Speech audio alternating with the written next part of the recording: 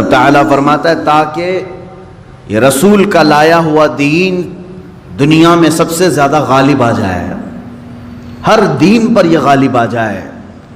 وَلَوْ كَرِهَ الْمُشْرِكُونَ، اگرچہ مشرک اس کو ناپسند کریں۔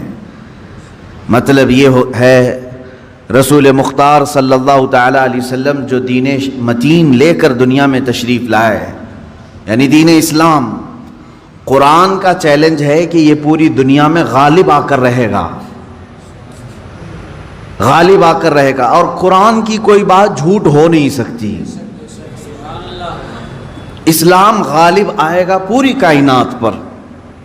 سب سے بہتر، سب سے برتر جو دین کہلائے گا دنیا میں وہ اسلام ہوگا، کیونکہ یہی دین حق ہے جس کے متعلق قرآن پاک نے ارشاد فرمایا۔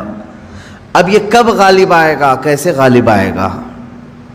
رسول پاک صلی اللہ تعالیٰ علیہ وسلم تشریف لائے تھے تو صرف مکہ والوں میں یہ دین کا پرچار کرنا مقصد نہیں تھا، بلکہ یہ دین عالمی ہے، آفاقی مذہب ہے، ہر کونے کونے تک پہنچانا یہ مقصد رہا ہے۔ اسی لیے رسول پاک صلی اللہ تعالیٰ علیہ وسلم نے مدینہ طیبہ ہجرت کر فرمانے کے بعد کچھ خاص صحابہ کو سفیر بنایا اور خط لکھے بادشاہوں کے نام، کسریٰ کے نام پر، شاہ مقوقس کے نام پر، روم کے بادشاہ کے نام پر یہ خطوط لکھے گئے، اور صحابہ لے کر پہنچے بھی، اور ان کے درباروں میں بادشاہوں کو ڈائریکٹ انہوں نے اسلام کی دعوت دی۔ کون؟ صحابہ اکرام نے، اور کہا اسلم تسلم، اسلام لاؤ امن پا جاؤ گے۔ چھوٹی گلیوں میں نہیں، صحابہ نے براہ راست کس کو کس پہ تبلیغ کیا؟ بادشاہوں پر۔ اور ان میں کچھ بادشاہ دائرہ اسلام میں آ بھی گئے، اور کچھ ظلم و زیادتی بھی کیے صحابہ کے ساتھ۔ حضور صلی اللہ تعالیٰ علیہ وسلم کے ایک قاصد صحابی کو ایک بادشاہ نے قتل کر دیا، یہ پیغام لانے کی بنیاد پر، اور ایک بادشاہ کسریٰ نے حضور اکرم صلی اللہ علیہ وسلم کا خط پھاڑ کر پھینک دیا، جو اسلام کی دعوت میرے آقا صلی اللہ علیہ وسلم نے اس تک پہنچائی تھی۔ لیکن ہوا کیا؟ جب واپس خبر آئی مدینہ طیبہ، رسول اکرم صلی اللہ علیہ وسلم کو جب یہ خبر دی گئی تو میرے آقا نے فرمایا دیکھنا عنقریب جس طرح اس نے میرے خط کو پھاڑا، اللہ اس کی سلطنت کو ٹکڑے کر دے گا۔ چند سال نہیں گزرے تھے، کسریٰ کے محل میں بغاوت شروع ہو گئی۔ کس نے بغاوت کی؟ خود اس کے گھر والوں نے، اس کے بیٹوں نے، یہاں تک کہ بادشاہ کو قتل کر دیا گیا، بادشاہ کو قتل کر دیا اس کے اپنوں نے۔ اور اس کی سلطنت، جو کسریٰ سپر پاور تھا اس وقت کا امریکہ تھا، اس کے اتنے ٹکڑے ہو گئے کہ 14 صدیاں گزر گئی، آج تک دوبارہ کوئی کسریٰ آیا نہیں۔ وہ سپر پاور کبھی دوبارہ دنیا میں آ نہیں سکا۔ عزیزان گرامی وقار، رسول پاک صلی اللہ تعالیٰ علیہ وسلم نے پورے دنیا میں اسلام کی تبلیغ کے لیے صحابہ کو بھیجا، حتیٰ کہ ہم ہندوستان میں ہیں، یہاں سے لے کر عرب شریف جو ہے مکہ یا مدینہ طیبہ 4000 کلومیٹر سے لمبا فاصلہ ہے۔ آج تو پلین اڑ کر کے گھنٹوں میں ادھر سے ادھر ہو جائے گی۔ اس وقت میرے آقا صلی اللہ تعالیٰ علیہ وسلم کی حیات طیبہ میں ہی سن 8 ہجری میں ہی چند صحابہ کی جماعت ہندوستان بھی آئی اور اسلام کی دعوت یہاں پر انہوں نے پیش کیا۔ یہ کیرلا کی سرزمین سے اسلام کی دعوت شروع ہوئی اور دیکھتے ہی دیکھتے پورے ہند میں بھی پھیلی۔ چند سالوں کے بعد محمد بن قاسم آئے، ان کے ذریعے سے اسلام کی دعوت اور پھیلی۔ ان کے بعد اور تابعین آئے، پھر سرکار غریب نواز تشریف لائے اور ان کے ذریعے سے اسلام کی تبلیغ میں کافی اشاعت ہوئی۔ میں یہ کہنا چاہتا ہوں کہ اللہ تبارک و تعالیٰ نے جو فرمایا لِيُظْهِرَهُ عَلَى الدِّينِ كُلِّهِ، یہ رسول کو جو دین دے کر بھیجا ہے اللہ، اسی لیے بھیجا ہے کہ پوری دنیا کے دینوں پر یہ غالب آ جائے، سارے مذہب پر، سارے مذاہب پر اسلام غالب آئے گا، اگرچہ کافر اور مشرک اس کو ناپسند کریں گے۔ میرے عزیزو، وہ وقت اب تک نہیں آیا جو قرآن نے وعدہ کیا ہے کہ یہ دین غالب آ کر رہے گا، اب تک نہیں آیا۔ غالب کا مطلب یہ ہوگا کہ پوری دنیا میں صرف یہی چلے گا اور کچھ نہیں چلے گا. غالب کا معنی یہ میں یہاں مراد لے رہا ہوں. اس طرح سے 1400 سال میں کبھی نہیں ہو سکا. سیدنا ابو بکر صدیق رضی اللہ تعالیٰ عنہ کے زمانے میں خلافت کی وسعت ہوئی, یمن تک پہنچ گیا. حضرت عمر فاروق رضی اللہ تعالیٰ عنہ کے زمانے میں اور وسعت ہوئی, شام, ایران, عراق, مصر, یہ سب دائرہ اسلام میں آئے. حضرت عثمان غنی رضی اللہ تعالیٰ عنہ کے زمانے میں اسلام کی سرحدیں اور پھیلیں, یہاں تک کہ آذربائیجان تک پہنچ گئے. مولا علی کرم اللہ وجہہ الکریم کے زمانے میں اور وسعتیں ہوئی, ہند تک اسلام پھیل چکا تھا. اب اسی طرح بعد کے جو ملوک آئے, یعنی اموی جو خلافت تھی, اس میں جتنے بادشاہ آئے انہوں نے بھی اسلام کی وسعتوں کو پھیلایا, لیکن پورے کے پوری دنیا پر اسلام کو غالب کرنے کے لیے کوئی بادشاہ نہیں آیا. تقریباً عباسی خلافت جو ہے 550 سال کے قریب چلی. ان کے بعد خلافت عثمانیہ جو ترکی کی ہے, ان کی بھی حکومت تقریباً 600 کے آس پاس چلی, 650 سال تک. اب اندازہ کریں ترکی کی خلافت عثمانیہ کی بھی سرحدیں تقریباً 3 انٹرکانٹیننٹل تک پہنچتی تھی, بر اعظم. افریقہ بھی اس میں شامل تھا, ایشیا کے بہت سارے ممالک شامل تھے, یورپ کے بھی کئی ممالک اس میں شامل تھے ترکی کی خلافت عثمانیہ کے انڈر میں. پھر بھی غالب جس کو کہتے ہیں وہ نہیں تھا, بہت سارے ممالک اسلام میں نہیں تھے. تو اب یہ 14 صدیوں کی تاریخ میں نے آپ کو اجمالاً بتا دی, خلافت راشدہ سے لے کر خلافت عثمانیہ تک, خلافت راشدہ سے لے کر خلافت عثمانیہ تک, یعنی تقریباً 632 عیسوی سے لے کر 1921 تک پورا کا پورا جو یہ یعنی مسافت ہے, اس میں سب بادشاہان اسلام, خلفائے اسلام آئے, لیکن دین غالب جس کو کہا گیا ہے قرآن میں وہ نہیں تھا. ہاں چند ملکوں میں ہے, آج بھی 57 کنٹریز میں اسلام ہے. تقریباً اسلام تو پوری دنیا میں ہے, لیکن 57 کنٹریز ایسی ہیں جو اپنے آپ کو اسلامی ملک کہتی ہیں, جہاں کے بادشاہ, جہاں کا نظام اکثر بیشتر اسلام سے ملتا جلتا ہے. اسلامی کنٹریز کے نام پر 57 ملک آج بھی ہیں, لیکن پھر بھی جو اللہ نے فرمایا پوری دنیا میں غالب آئے گا وہ نہیں ہوا. اب ہم رب تعالیٰ سے پوچھتے ہیں مولا وہ کب آئے گا جب پوری دنیا پر صرف دین اسلام غالب ہوگا, اور رسول کا یہ دین غالب آ کر رہے گا, یہ بات طے ہے. جب اللہ نے فرمایا تو ہونا ہے. اس سے پہلے جو حالات آئیں گے وہ بھی میں بتاؤں گا آج کی اس گفتگو میں. رسول پاک صلی اللہ تعالیٰ علیہ وسلم سے ہی پوچھ لیتے ہیں کہ آقا آپ کا لایا ہوا یہ دین پوری دنیا کے چپے چپے میں کب پھیلے گا, کب ہر انسان دائرہ اسلام میں رہے گا.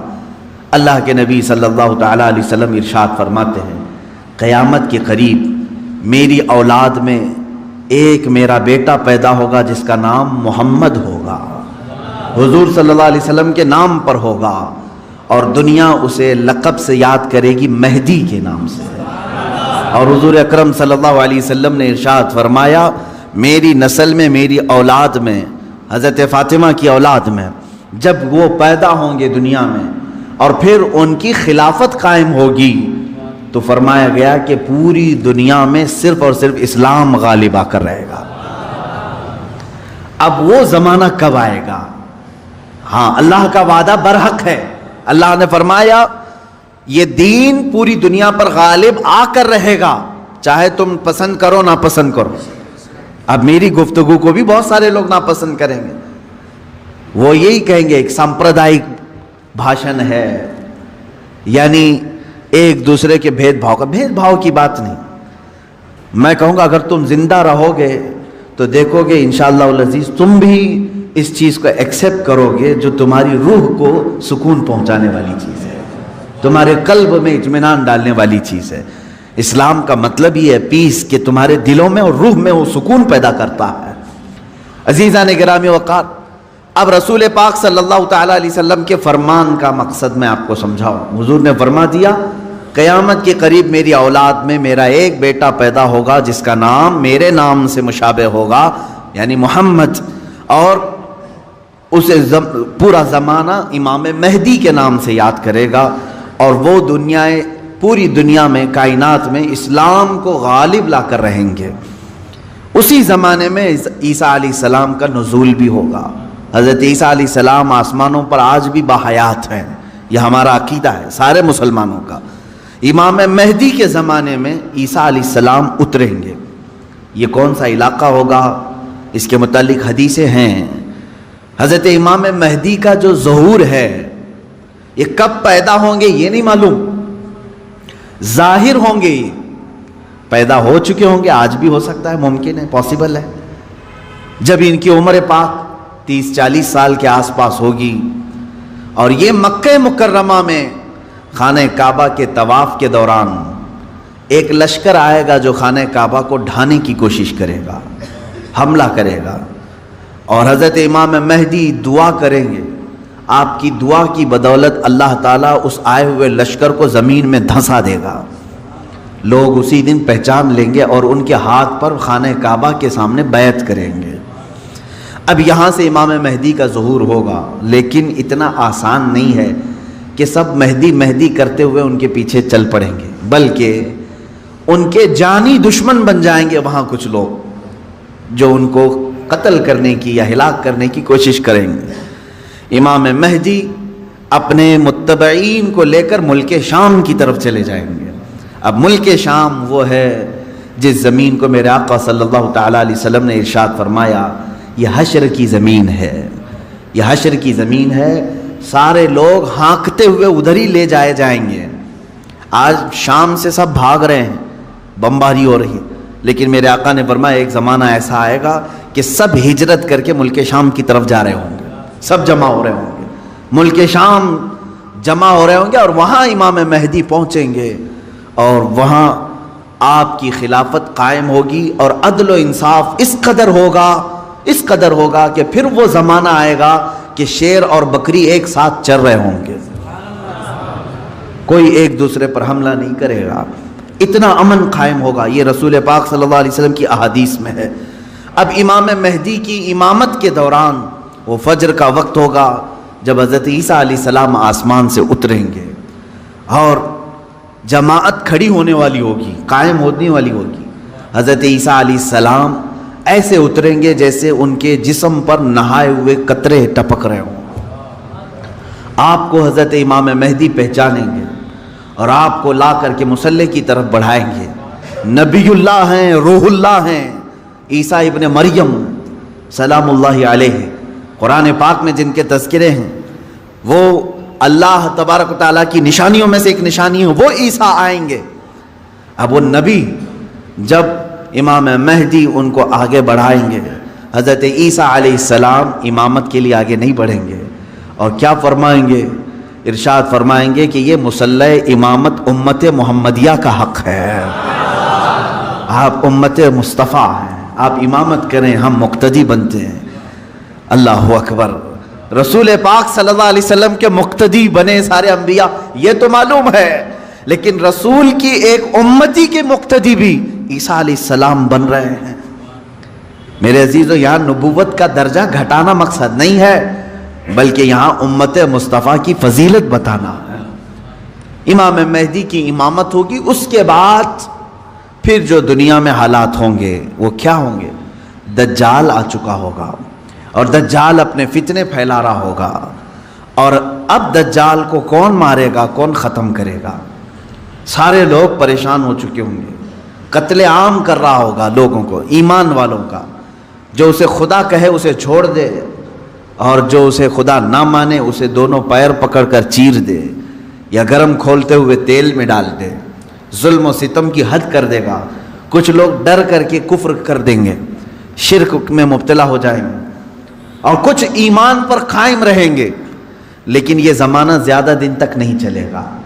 حضرت عیسیٰ علیہ الصلاۃ والتسلیم کے نزول کے بعد عیسیٰ علیہ السلام کی جہاں تک خوشبو جائے گی یا ہوا انہیں مس کر کے نکل رہی ہوگی تو وہ ہوا دجال کو جیسے لگے گی وہ پگھلتا جائے گا، جیسے موم آگ کی گرمی سے پگھلتا ہے، دجال عیسیٰ علیہ الصلوۃ والتسلیم کی دوری کی ہوا سے ہی پگھل رہا ہوگا، یہاں تک کہ مقام لد ایک جگہ ہے، اسرائیل میں ہے وہ آج، اور دنیا کا بڑا ایئرپورٹ انہوں نے وہاں پر بنایا ہے، مقام لد، لد کا ایئرپورٹ بھی بنا ہوا ہے، اور حدیث پاک میں ہے عیسیٰ علیہ السلام مقام لد پہ اس کو اپنے تیر سے نشانہ بنائیں گے اور قتل کر دیں گے، اور امت مصطفیٰ کا یہ آخری فتنہ بھی ختم ہو جائے گا۔ اب اس کے بعد کیا ہوگا؟ وہی آیت جو میں نے تلاوت کیا، اللہ نے فرمایا هو الذی ارسل رسولہ بالہدی ودین الحق لیظہرہ علی الدین کلہ، وہ اللہ ہے جس نے اپنے رسول کو دنیا میں بھیجا ہے ہدایت کے ساتھ اور دین حق کے ساتھ، اس لیے کہ اس رسول کا دین پوری دنیا پر غالب آ کر رہے۔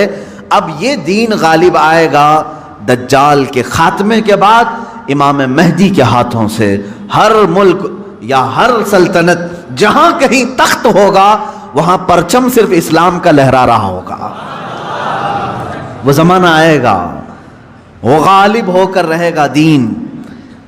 اور اللہ رب العزت نے یہ ارشاد فرمایا ہے کہ تم پر کسی اور کو پھر اللہ غلبہ نہیں دے گا، یہ زمانہ بھی کافی سال تک چلے گا، لیکن اس غلبہ اسلام سے پہلے کیا کیا ہونا ہے وہ بھی تو ہمیں جاننا ضروری ہے۔ آج کے وہی حالات ہیں جو مجھے اس گفتگو پر آمادہ کر رہے ہیں۔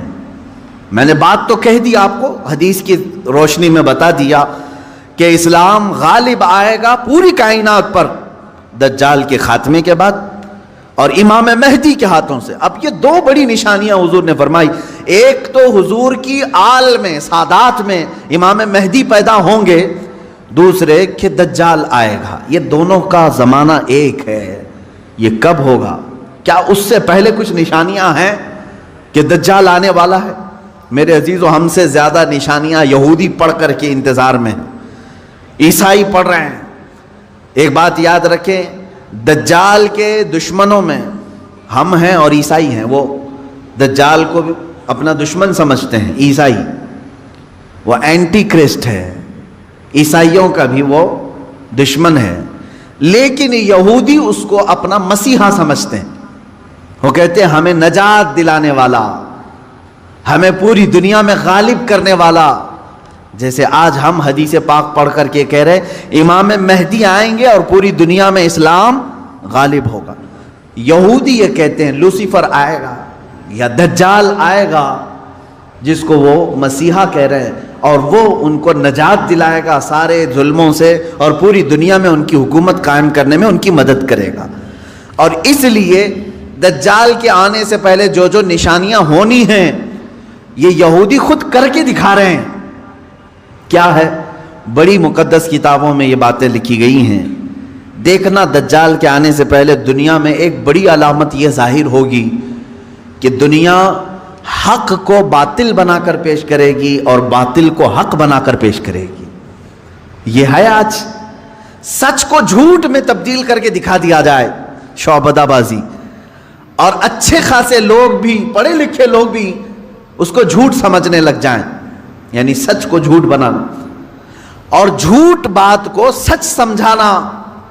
یہ اس کام میں اگر سب سے زیادہ مہارت کسی کو ہے تو یہ دجالی میڈیا کو ہے۔ میڈیا آج دجال کے آنے کے راستے ہموار کر رہی ہے، اور خود عالمی میڈیا کی بات کر رہا ہوں میں، پوری دنیا کی میڈیا اس میں ملوث ہے۔ ذہنوں کو ڈائیورٹ کر دینا، اصل مدے سے بھٹکا دینا، یہ کام کون کر رہا ہے آج؟ سب سے زیادہ میڈیا کر رہی ہے۔ میرے عزیزو، سچ بات کو جھوٹ بنا کر پیش کرنا یہ دجال کے آنے سے پہلے ہوگا اور کثرت سے ہوگا، کثرت سے ہوگا۔ یوں سمجھ لیں ایک پرہیزگار متقی شخص کو لا کر کھڑا کر دیا جائے گا اور اسے 100 لوگ بولیں گے یہ چور ہے، چور ہے، چور ہے، اور دنیا سمجھنے لگے گی کہ ہاں شاید چور ہے، دنیا سمجھنے لگ جائے گی۔ یعنی تقریباً 90% لوگ ان کی باتوں پر یقین کرنے لگ جائیں گے کہ شاید یہ چور ہے، شاید یہ چور ہے۔ اور اسی طرح کسی ظالم منحوس چور کو لا کر کے وہ کھڑا کریں گے اور کہیں گے یہ پرہیزگار ہے، یہ پرہیزگار ہے، یہ پرہیزگار ہے، اور دنیا اس کو پرہیزگار سمجھنے لگ جائے گی۔ کیا یہ دونوں چیزیں آج کرنے کے لیے پوری social media, internet, news channels نہیں ملوث ہیں اس میں؟ چوروں کو حکومت پر بٹھا کر کے ان کی فضیلت بیان کرنا ہندوستان سے زیادہ ہمیں کہاں نظر آئے گا؟ سب سے زیادہ ہمیں یہاں نظر آتا ہے جو پورے کے پورے ملک کو گبن کر کے بیٹھے، اسے مسیحات اور اسے لوگوں کا ایسا بے کسوں کا کس جس کو کہا جائے ایسا بنا کر پیش کرنا، یہ میڈیا کا رول ہے۔ عزیزان گرامی وقار، پورے ذہنوں کو ڈائیورٹ کیا جائے گا اور تقریباً یہ جادو کی طرح اثر کر جائے گا لوگوں پر۔ مثال کے طور پر ایک جادوگر کسی محلے میں آتا ہے، شعبدہ بازی دکھاتا ہے۔ پہلے تو ہوتا تھا سڑکوں پر ہی کھڑے ہو جاتے تھے، سانپ کا کھیل دکھانے والے، یا کسی بچے کو لیٹا کر چادر اوڑھا کر اس کی گردن الگ کر کے دکھانے والے، یہ شعبدہ بازی ہوتی تھی۔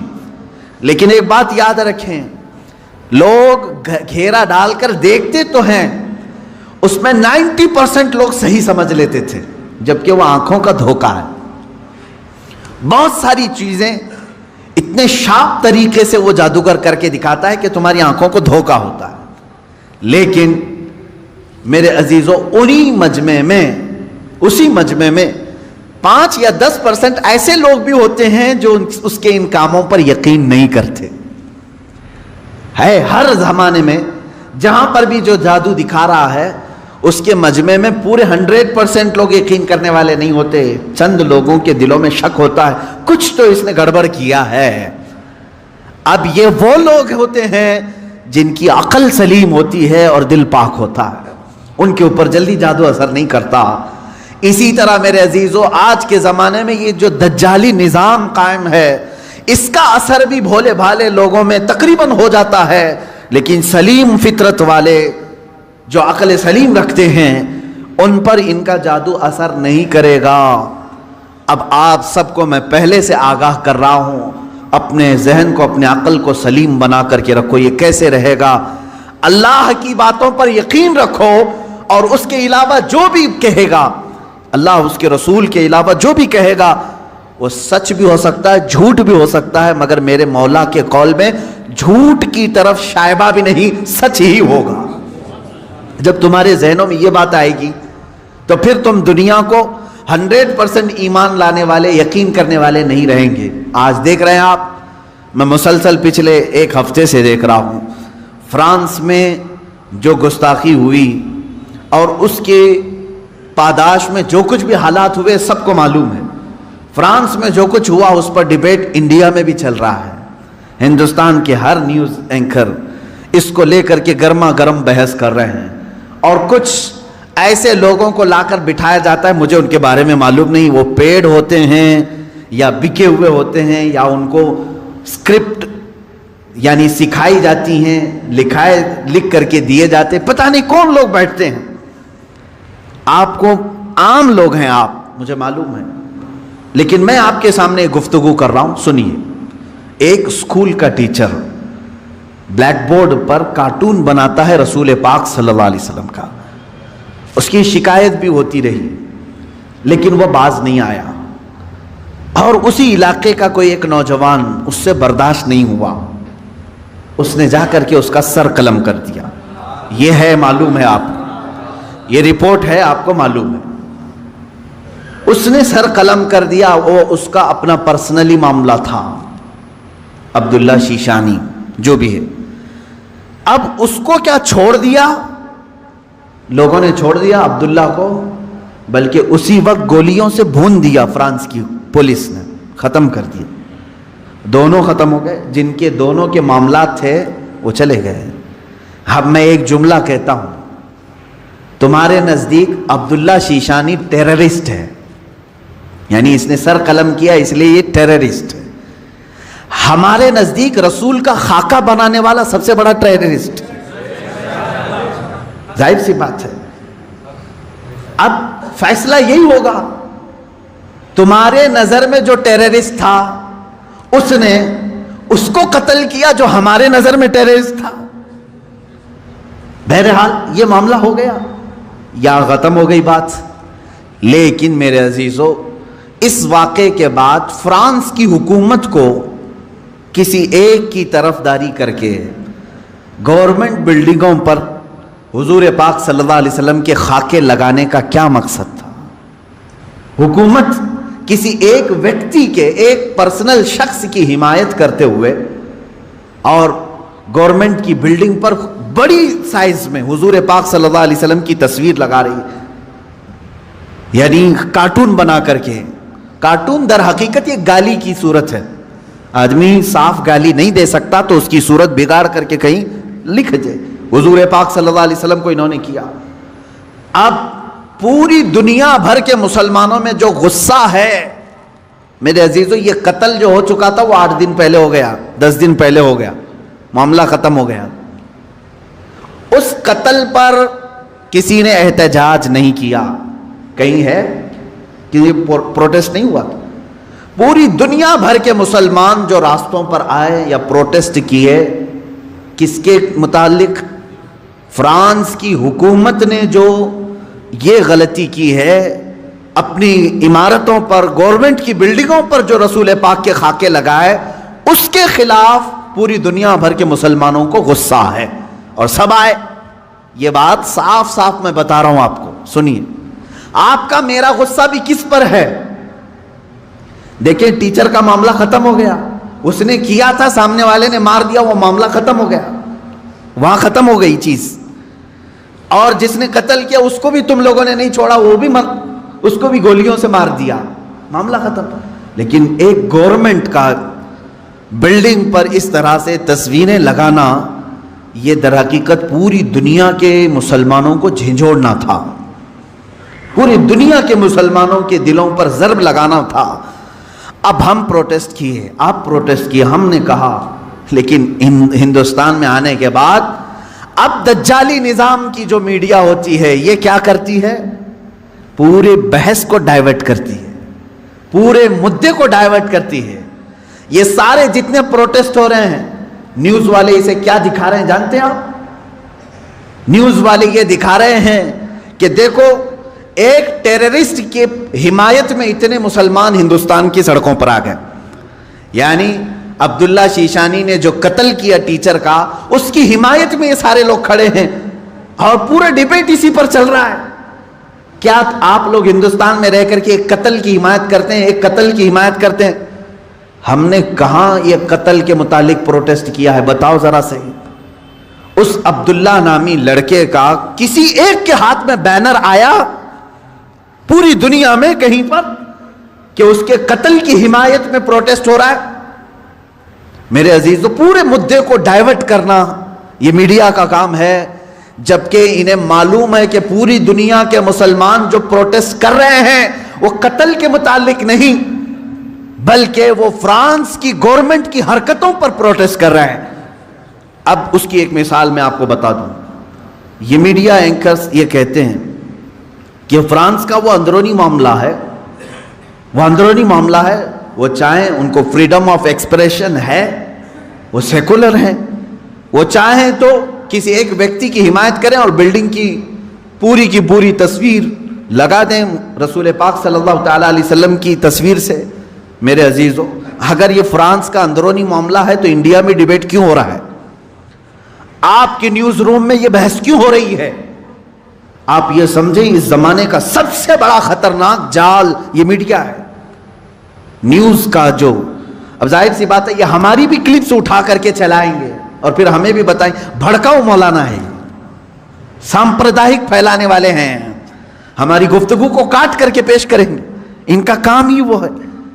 لیکن میں آپ کو بتاؤں کہ پورے ہندوستانی مسلمانوں کے دماغ کو ڈائیورٹ کر رہے ہیں کہ تم لوگ جو پروٹیسٹ کر رہے ہو ایک قتل کی حمایت میں کیسے پروٹیسٹ کر رہے ہو.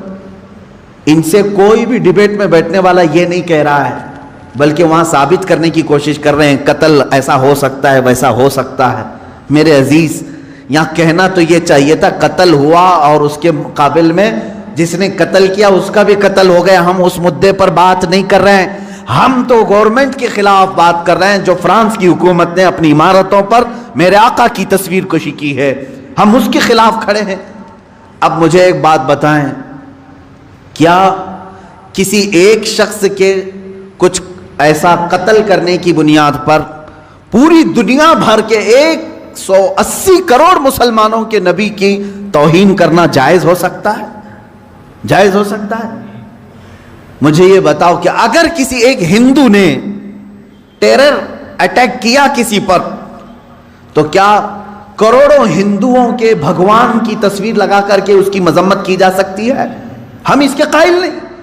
ایک ہندو نے اگر ٹیرر اٹیک کیا کسی پر، تو کروڑوں ہندوؤں کے رام کرشن کی تصویر کشی کرنا، اس کی اجازت نہیں دیتے ہم۔ سارے مذہب کے جو دیوی دیوتا ہیں، ہم ان کو کرٹیسائز کہاں کر رہے ہیں؟ عزیزان گرامی وقار، یہ اسلام ہے جو انصاف سکھاتا ہے۔ اگر کسی ایک کے ساتھ کچھ معاملہ ہوا ہے تو اس کے پورے گھر کو لے کر کے نہ گرفتار کرو، اس کے پورے دین پر انگلی نہ اٹھاؤ۔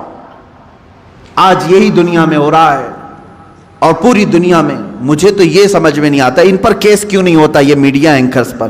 یہ سیدھے یہ جملہ بار بار کہتے ہیں، اسلامک آتنکواد نے حملہ کیا، اسلامک آتنکواد نے حملہ کیا۔ جانتے ہیں آپ، کبھی ان لوگوں نے نیوزی لینڈ میں ہونے والے اس حملے کو عیسائی آتنکوادی کہا تھا، جو ایک ظالم وحشی نے بندوق سے 60-70 مسلمانوں کو جو نماز میں تھے قتل کر دیا، شوٹ کر دیا؟ کیا آپ کو نہیں معلوم اس وقت یہ میڈیا والوں نے کیا عیسائی آتنکواد کہا تھا، کرسچن ٹیررزم کہا تھا؟ کیا ہندوؤں میں سے کوئی ایسے اٹیک نہیں کیا آج تک؟ میرے عزیزو، یہاں ہندوستان میں تو تاریخ بھری پڑی ہوئی ہے۔ عبداللہ شیشانی جو تھا، اس کو برداشت نہیں ہوا، اس نے سامنے والے پر حملہ کر دیا۔ کس لیے؟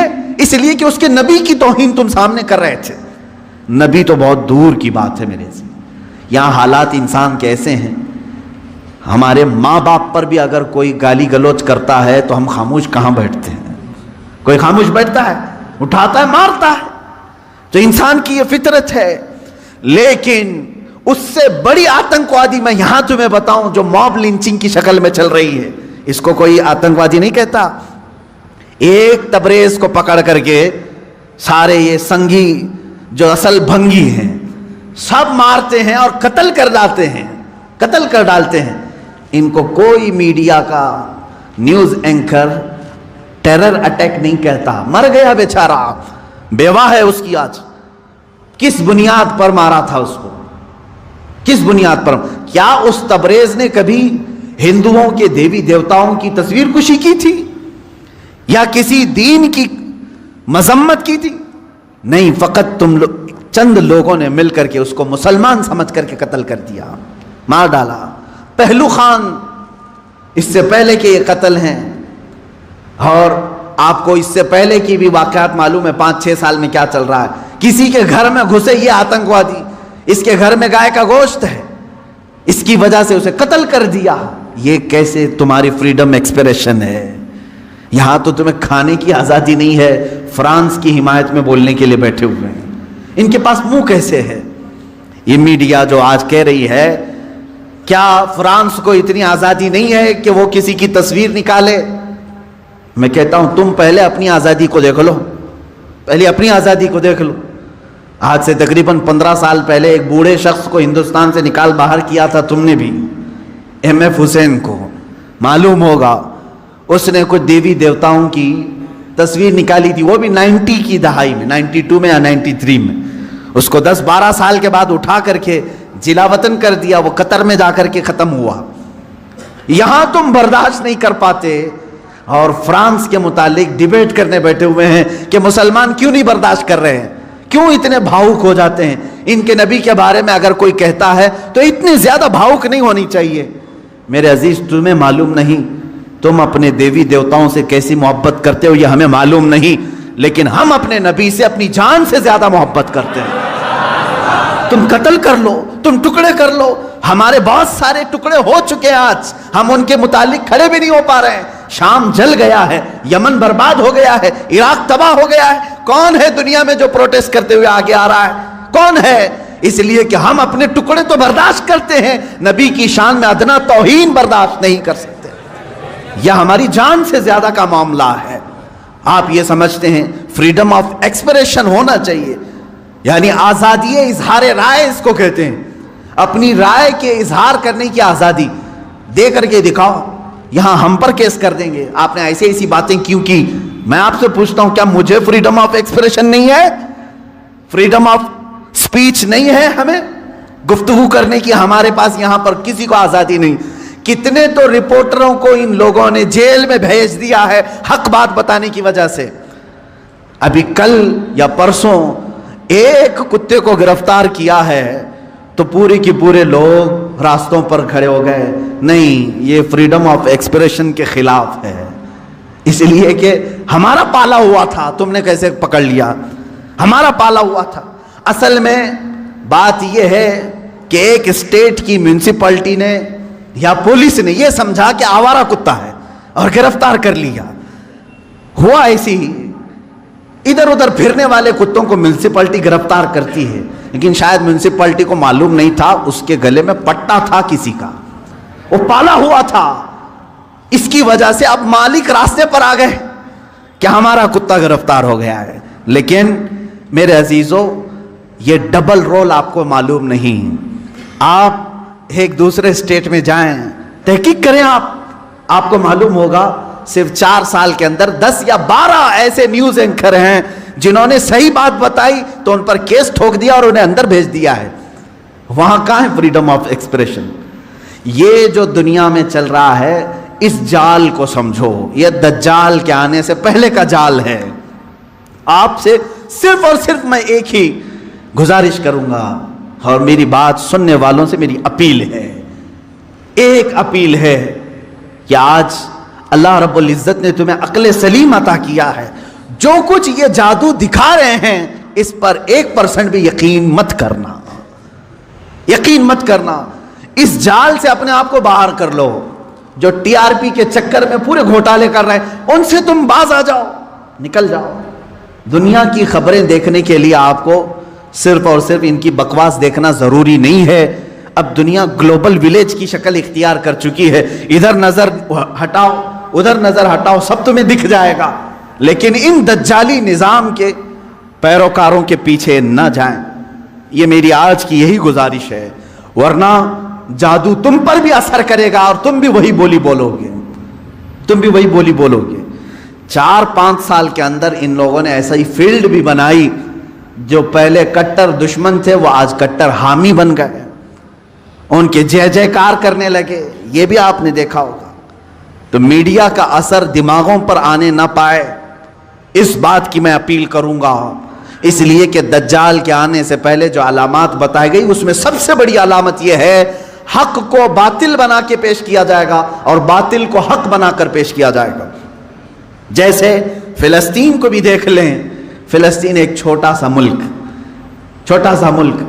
یہ فرسٹ ورلڈ وار میں مسلمانوں کی آبادی پوری 4000 یہودیوں کو رہنے کے لیے شرن دیا گیا. شرن کہتے ہیں نا، پناہ دی گئی 4000 یہودیوں. اب یہ ان کی ہجرت شروع ہوئی 4000 سے فلسطین میں. جانے لگے لاکھوں کی تعداد میں پہنچ گئے. 1948 کے زمانے میں 1947 جو ہماری آزادی کا سال ہے، اسی کے دوسرے سال اسرائیل میں وہ جو 4000 آئے تھے اب لاکھوں کی تعداد میں جمع ہوئے. انہوں نے اعلان کر دیا کہ یہ فلسطین نہیں ہے، یہ اسرائیل ہے، یہ ہمارا ملک ہے، ہمارے باپ داداؤں کا ملک ہے، پہلے سے ہم یہیں آباد تھے. اب وہ دنیا کو منانے لگے، اپنی ایمبیسیاں ہر ملک میں کھولنے لگے. کچھ ملک اس وقت نہیں تسلیم کر رہے تھے کہ نہیں تم کنٹری نہیں ہو، تم زبردستی قبضہ کیے ہو. لیکن میڈیا نے اتنا دماغ واش کیا کہ آج عرب کی دھرتی پر بیٹھے ہوئے بادشاہ بھی یہ کہنے لگے فلسطین تھا ہی نہیں، اسرائیل ہی اصل ہے. مان لیا. یہ جادو اثر کر گئے. آج متحدہ عرب امارات بھی کہتا ہے کہ اسرائیل ایک کنٹری ہے، ہم اس کو تسلیم کرتے ہیں. سعودی نے بھی تسلیم کر لیا ہے. جارڈن تو بہت پہلے سے تسلیم کیا ہوا ہے، مصر تسلیم کیا ہے. اب سوڈان کی باری ہے. اس طرح سے جو اسلامک کنٹریز تھے وہ کہتے تھے فلسطین ہمارا قبلہ اول ہے، وہاں پر بیت المقدس ہے، سال ہا سال سے مسلمان آباد ہیں. کوئی تسلیم نہیں کرتا تھا، لیکن میڈیا کا جادو اثر کرتا رہا۔ انہوں نے ایسی فیلڈ بنائی کہ اب ہر کوئی ان کے انڈر میں آتا رہا۔ یہ دجال کے آنے سے پہلے یہ فیلڈ ہموار کی جائے گی۔ اب مسلمانوں، آپ اپنے ذہن کی خبر لو، اپنے دماغ کی خبر لو، کیا ان کی بنائی ہوئی فیلڈ پر تم بھی اپنا دین بیچ کر کے ان کی جے جے کار کرو گے، یا پھر رسول پاک کے لائے ہوئے دین پر برقرار رہو گے؟ اپنے ذہن کی خبر تم خود لے لینا۔ دنیا جو دکھا رہی ہے میں اس کو ایکسپٹ کر لوں گا۔ جیسے مار مار کر کے کسی کو چور کہلوایا جائے، پولیس کا کام ہوتا ہے، وہ ظلم برداشت نہیں کرتا، آخر میں کہتا ہاں میں نے چوری کر لیا، لے جا کر کے کورٹ میں پیش کر دیا، دیکھو ہم نے اس کو اقرار کرا دیا اس نے چوری کیا، تم نے اس پر اتنی لاٹیاں ماری، اتنا کچھ کیا، مجبور ہو کر کہ اس نے کیا۔ یہی کام پوری دنیا میں کیا جائے گا، جگہ جگہ پکڑ کر کے مارنا، تمہاری داڑیاں کھینچنا، تمہاری ٹوپیاں اتارنا، تمہیں قتل عام کرنا، کسی ملک سے دربدر کرنا۔ مسلمان ڈر جائے، سہم جائے۔ اور یہ جو بولی بول رہے ہیں کہ تم آتنکواد ہو، آتنکواد ہو، تم ان کے ظلم کو برداشت نہ کر پا کر کے یہ کہنے لگ جاؤ گے کہ ہاں صحیح میں یہ مسلمان آتنکواد ہیں۔ یہاں تک وہ تمہیں لانا چاہتے ہیں، یہاں تک لانا چاہتے ہیں۔ میرے عزیزو، یاد رکھنا یہ جو ظلم کیے جا رہے ہیں آج پوری دنیا میں، اس سے خطرناک ظلم دجال کے زمانے میں آئے گا۔ حضور پاک صلی اللہ تعالی علیہ وسلم نے فرمایا، آدم علیہ السلام کی پیدائش سے لے کر قیامت تک جتنے فتنے آئے، ان میں اگر سب سے بڑا کوئی فتنہ ہے تو وہ دجال کا ظہور ہے۔ میری امت اس میں بھی مبتلا ہوگی، لیکن ڈرو مت، گھبراؤ مت۔ دجال کے آنے کے بعد ہم بچیں گے کیسے؟